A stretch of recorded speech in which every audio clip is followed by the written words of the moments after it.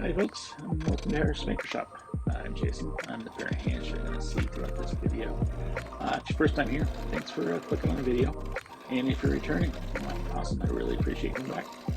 Today we are turning a piece of olive wood into a rolling pin.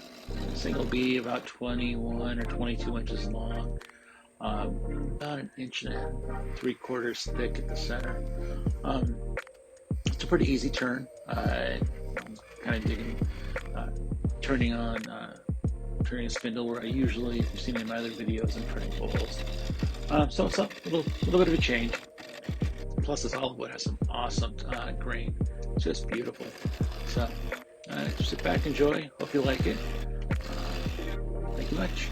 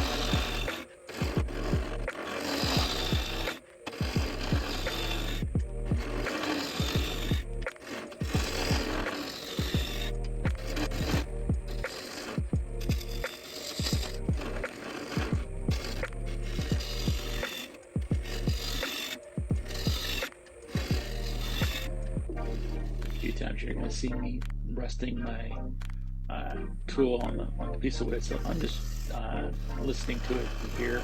If this thing is round, if it's not round yet, you'll hear it bouncing up and down on top of the wood. So, and if it's round, it should be pretty smooth.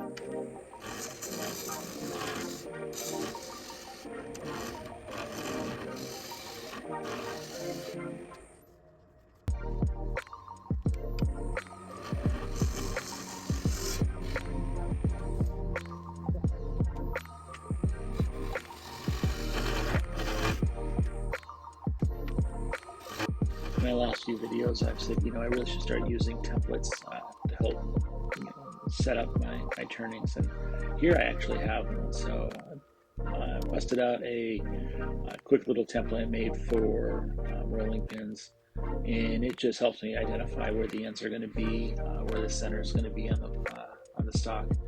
Also, I start marking out where typically, if I was going to use this rolling pin for baking, where I would place my hands on it.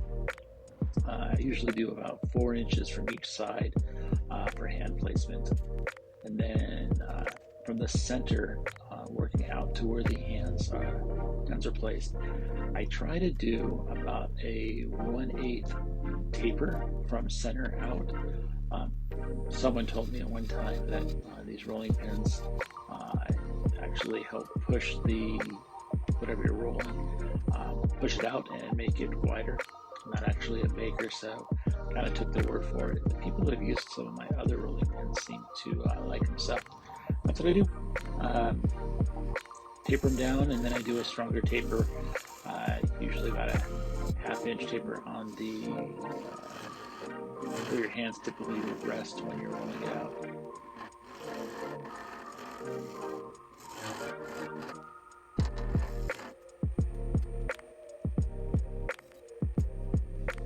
Also notice that I'm constantly breaking out the calipers to check thickness. Again, I'm trying to do at the very center about 1.75 inches, and then again taper out about 6 inches from the center to where your hands will rest. And I'm constantly going back and remarking my spots as I turn away my markings to get the proper tapers. You also see that I've kind of given up on the spindle gouge and gone to the Easy Wood negative rake scraper. With a negative rake scraper, it seems to turn pretty well. Again, this olive wood turns like a dream. It's just butter, so it just makes easy work of it. No catches, really clean cut. I really like using traditional gouges and whatnot, but for stuff like this just makes it much faster. If you're still with me, I really appreciate you again clicking on the video and watching this so far. If you think I deserve it and you want to see more of my turnings and content from this channel, please think about giving it a like, a subscribe, that notification bell. I'll also let you know when I post new stuff. I typically post new videos once every 3 weeks. This is just kind of a side gig for me, so it's hard to get time to do the turnings and do all the editing. So, well, once every 3 weeks I get something new out there. So, not too much, but that little notification will let you know when something new pops up. So, thank you, and I appreciate you.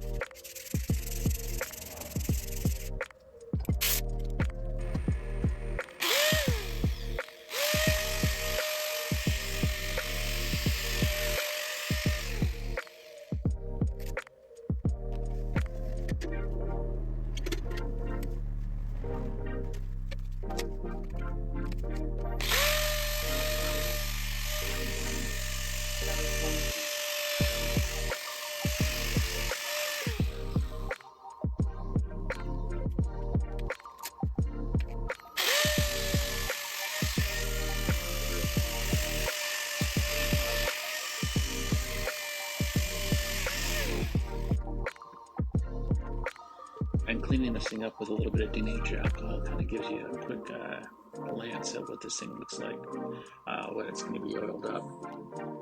I also do with my normal finishing. I'm using the new tung oil wax, pure tung oil wax from Axe Abrasive Paste as a finisher. Let it dry and then go through my normal steps of Axe Abrasive. Their sanding paste, it just puts that final sheen on it, I guess. Gets it up to about the equivalent of 1,000 grit.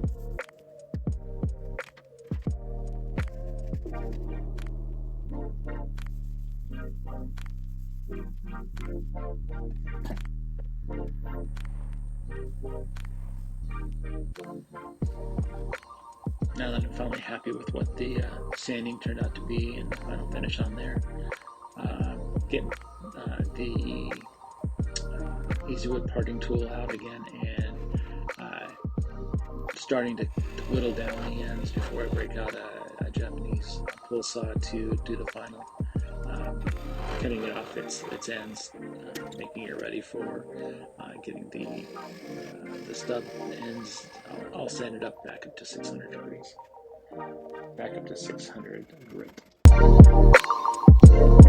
Typically, most of my bowls I turn, I have a chance to take some shots after the